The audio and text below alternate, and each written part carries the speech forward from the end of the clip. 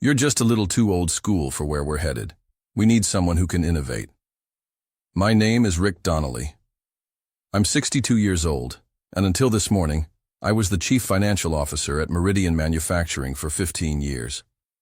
I joined when we were a struggling family business with 3 small factories in Cincinnati. Now we're a publicly traded company with 18 plants across the Midwest.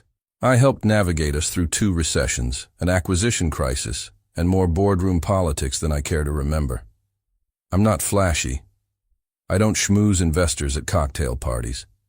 But the numbers were always right, the books were always clean, and we never missed a filing deadline on my watch. Then Travis Mercer arrived, 36 years old with his designer blazers and expensive sneakers. The board brought him in as CEO 3 months ago, and he swept through our offices like a tornado, talking about synergy and disruption and realigning vision.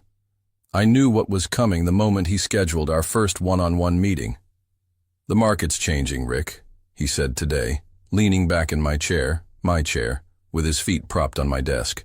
"We need someone who speaks the language of modern finance." I said nothing, just nodded once and offered a tight-lipped handshake. "We're bringing in Zachary Hughes, 29, brilliant mind. Just did a TEDx talk on financial innovation that's getting real traction online." "I see," I said, my voice steady. "When's the transition?" Travis smiled, surprised by my calm. 2 weeks. We'll announce it at the next board meeting." I packed my personal items that afternoon, while everyone was in an all-hands meeting about our exciting new direction. 15 years in this office, and everything fit in a single cardboard box. Family photos, a commemorative coin from our IPO, the leather portfolio my wife Patricia gave me before she passed. On my way out, I noticed Bethany from accounts holding back tears by the elevator. She'd been with me since day 1. "Don't worry," I told her. "It's all part of the cycle." What I didn't tell her was that I'd spent the last 6 months quietly documenting a series of questionable transactions that started appearing in our books shortly after Travis arrived, and grew more frequent after he mentioned bringing in his finance guru Zachary. I wasn't planning revenge. I was just doing my job, keeping the books clean, even on my way out. I grew up working in my father's hardware store in Covington, Kentucky, just across the river from Cincinnati. He taught me that numbers don't lie, even when people do. I put myself through college stocking shelves and balancing his books at night.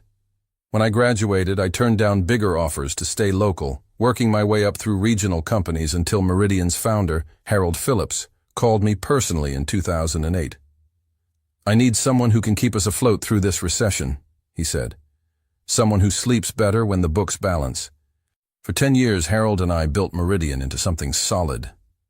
When he retired, the transition was smooth.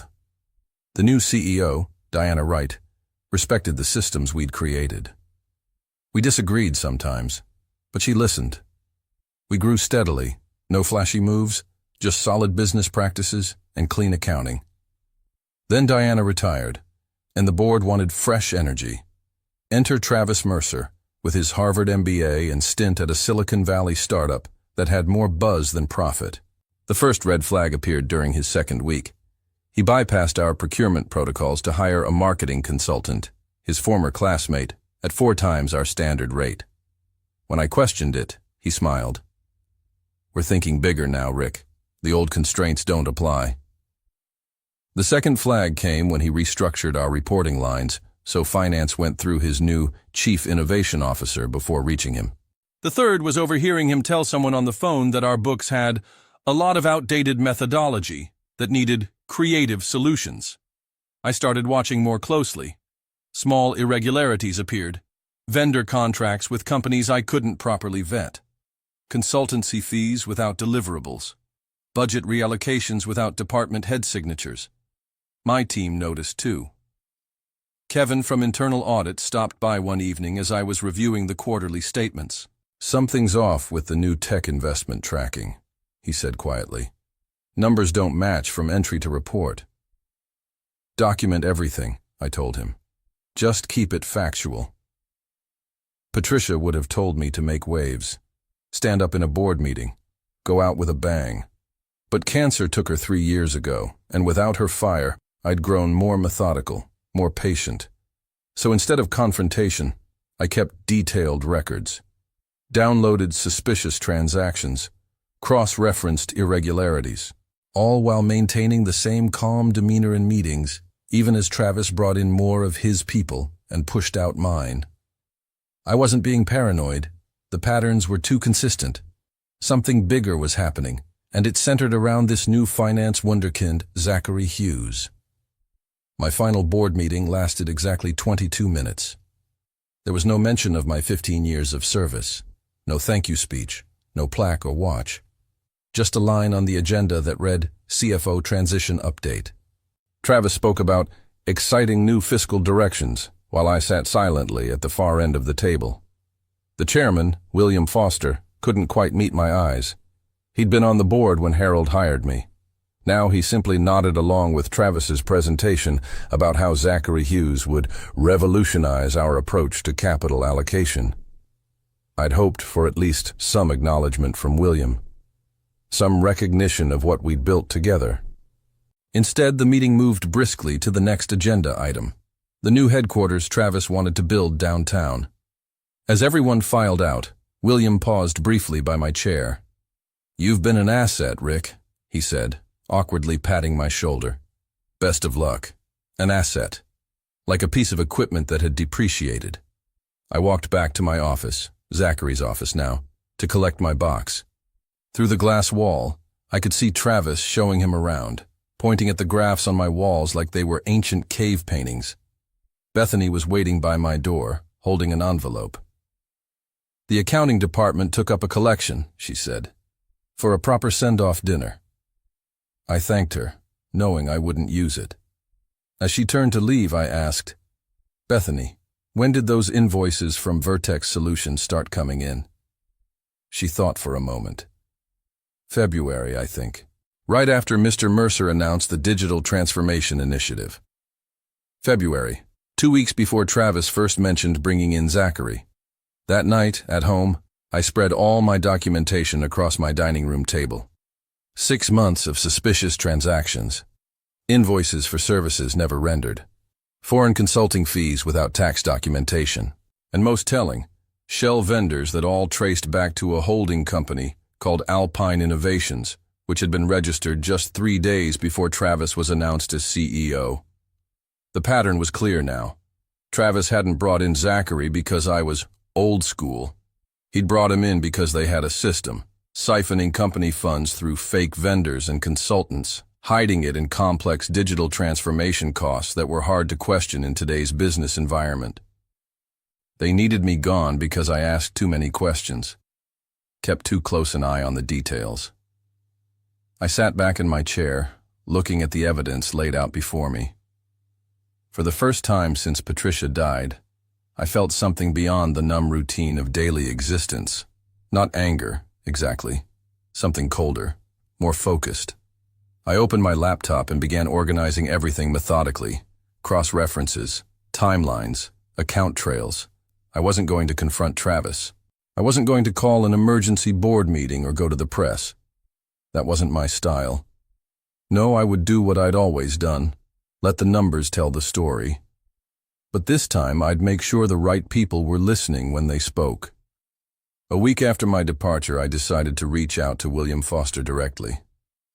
Despite his lukewarm goodbye, he'd always been fair. He deserved a chance to address this before it got worse. I called his office and left a message with his assistant. Just wanted to discuss some financial concerns from my final weeks. Nothing urgent, but worth reviewing. He called back the next day, his voice guarded. "Rick, good to hear from you. Travis mentioned you might reach out." My stomach tightened. "Did he?" "Yes. He said you were having trouble transitioning. Said you had some concerns about our new systems that Zachary already addressed." "William, there are irregularities that predate Zachary's arrival. Significant ones." Silence on the line. Then, "Look, Rick, I understand this is difficult. 15 years is a long time, but the board has full confidence in Travis's vision. and Zachary has already streamlined several processes you flagged as problematic. That's not. I'm afraid I have another call. Perhaps we can catch up at the holiday party. I hear you're still on the invite list. Very generous of Travis, considering... Considering what? I wanted to ask, but William had already hung up. The next morning, I received an email from Meridian's legal department. The language was carefully neutral, but the message was clear. Any accusations of financial impropriety without substantial evidence could be considered defamatory. They kindly reminded me of my confidentiality agreement. They were closing ranks. Someone, Travis, obviously, had anticipated I might notice the discrepancies and had already poisoned the well. I decided to try another approach. Kevin from Internal Audit had been on my team for 8 years. If anyone else had noticed problems, it would be him. We met at a diner far from the office.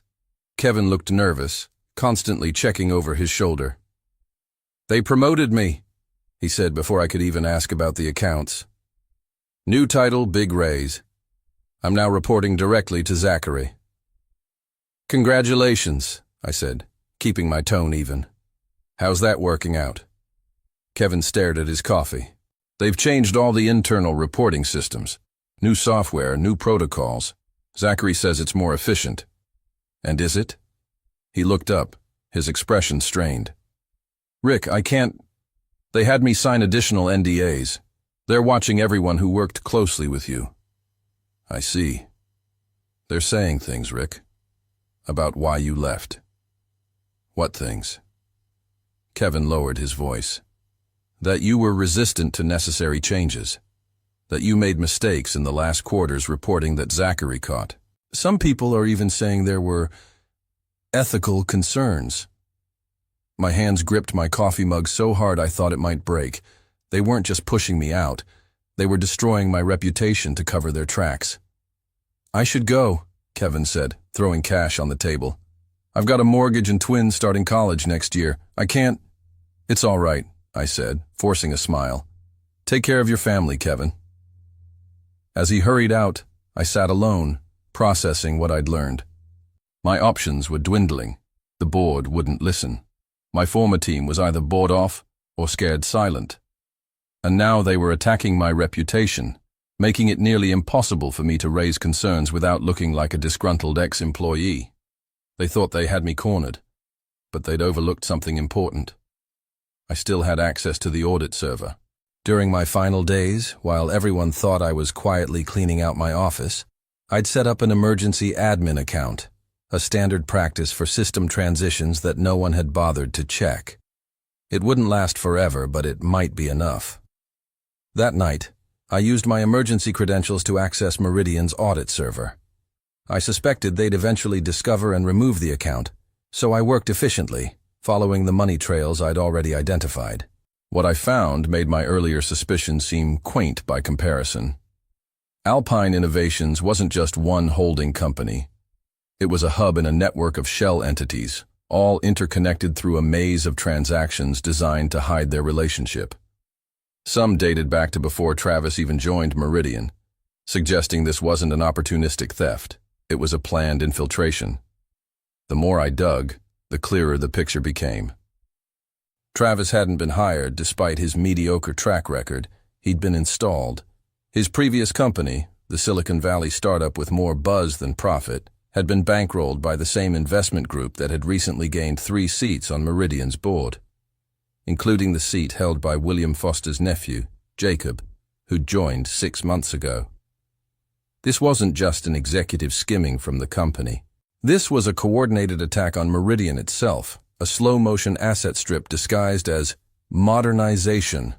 I downloaded everything I could find, organizing it meticulously. By dawn, I had traced over $12 million that had been siphoned from various departments through falsified vendor contracts, inflated service agreements, and phantom consultancy fees. Exhausted, I made coffee and sat on my back porch, watching the sun rise over the Ohio River. Patricia and I had bought this house for the view. "Water calms your overthinking brain," she'd said. Now, I let the river's steady flow organize my thoughts. My initial instinct, to quietly alert the board, had been naive. This went deeper than Travis and Zachary. Some board members were likely complicit, which explained why they'd been so eager to replace Diana with an outsider when she retired.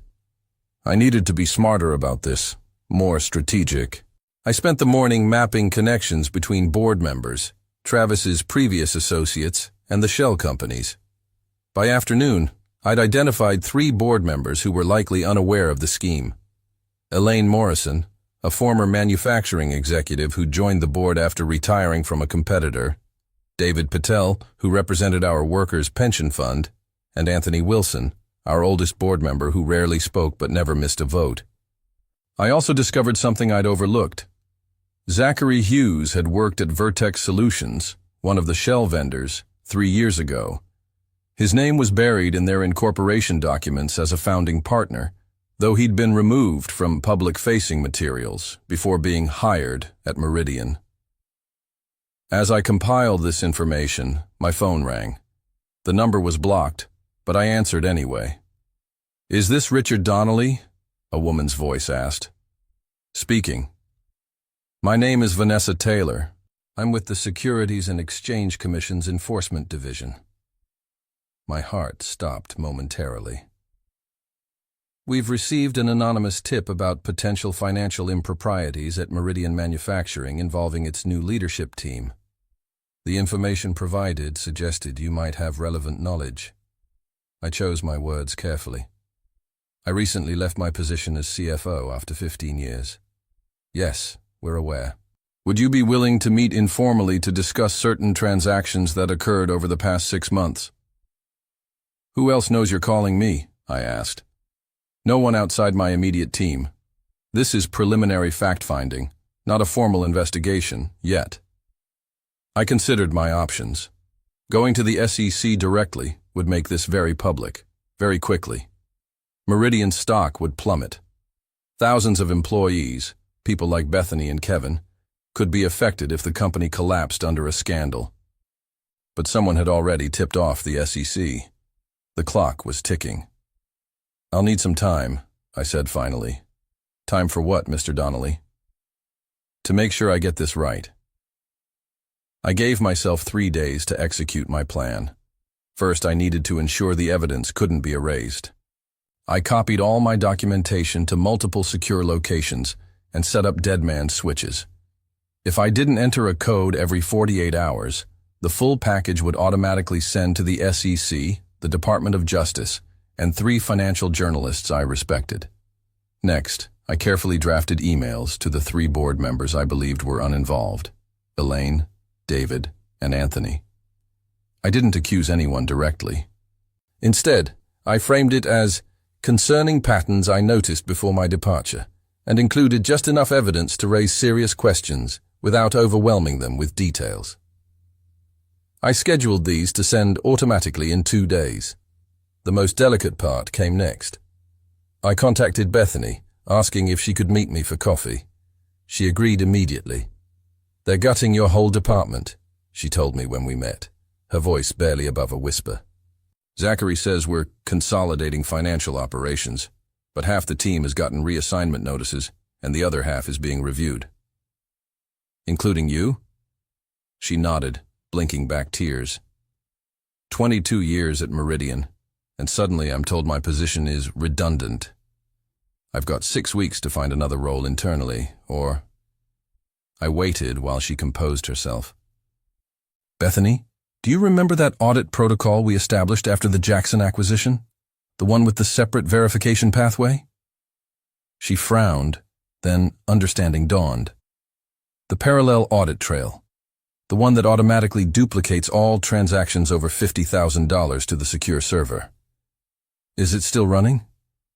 "As far as I know, it's hard-coded into the system. Zachary's team would have to specifically know about it to disable it." I nodded, relief washing over me. "And who has access to those records now?" "Just the senior auditing team. And I guess Zachary, since he's CFO. What about the backup archiving? Is that still sent to Iron Mountain on the 1st of each month?" She thought for a moment. Yes, that's automated too. The October backup would have gone out last week. Perfect. Even if Travis and Zachary discovered what I was doing and tried to alter the records, the originals would already be safely preserved off-site. Bethany, I'm going to ask you something important, and you can absolutely say no. I slid a sealed envelope across the table. Inside is a formal letter detailing specific financial concerns that, as a senior accounting manager, you're obligated to report to internal audit. It references only information you would have legitimate access to in your role. If you submit this, they legally cannot retaliate against you without triggering whistleblower protections. Her hand trembled as she took the envelope. Is this why they're really pushing me out? Because I might notice these things? Probably. And if I submit this, it creates an official internal record that can't be ignored. It forces internal audit to investigate specific transactions, the same ones I've documented elsewhere. Bethany squared her shoulders. When? Tomorrow morning would be ideal. On my way home, I made 2 more stops. First, to a notary public, where I signed and authenticated a detailed affidavit about everything I'd discovered.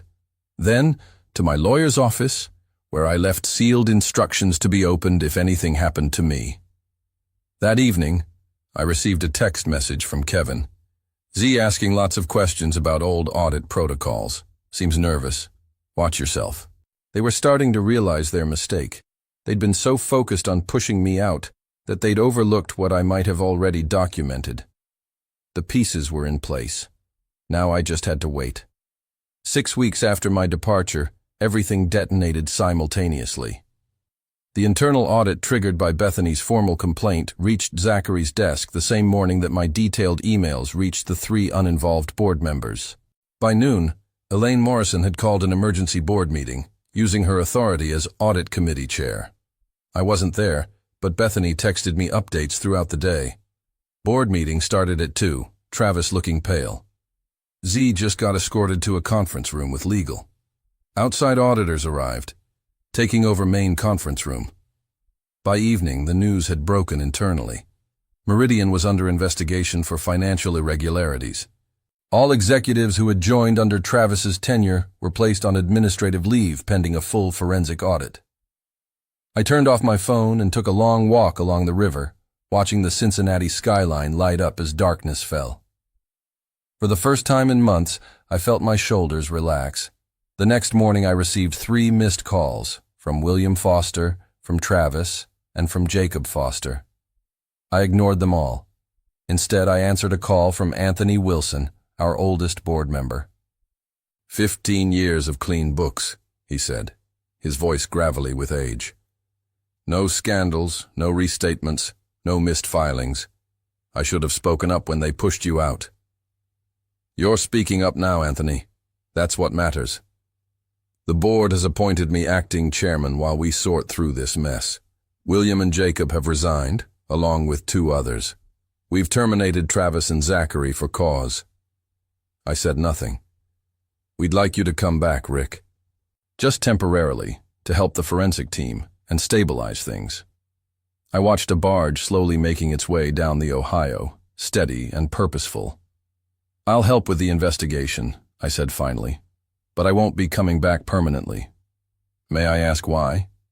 Because Meridian needs someone who can innovate, I said, allowing myself a small smile. I'm just a little too old school.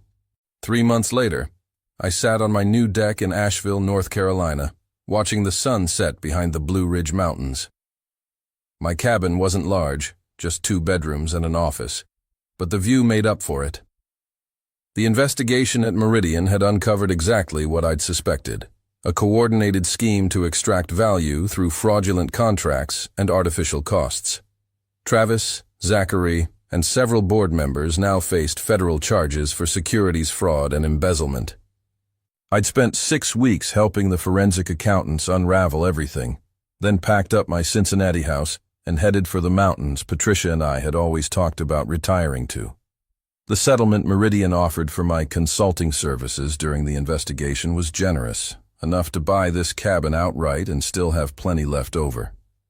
I'd been clear with them.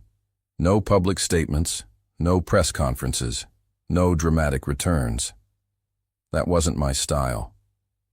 My phone buzzed with a text from Bethany. Got the promotion to Director of Accounting. The new CEO wants to rebuild the department properly. I smiled and typed back, well deserved. Always keep a parallel audit trail. My lawyer had called yesterday with news that the SEC was closing its case against Meridian after the company agreed to governance reforms and financial penalties that pointedly excluded punishment for shareholders and regular employees. The right outcome. As darkness settled over the mountains, I opened the leather portfolio Patricia had given me years ago. Inside was the last photo we'd taken together, at the lake house the summer before her diagnosis. You were right, I said to her smiling face. I should have made more time for views like this. Tomorrow, I'd drive into town and meet with the director of a local nonprofit who needed help organizing their finances. Nothing flashy, just good, clean accounting for people doing important work. Some might call that old school. I just called it integrity.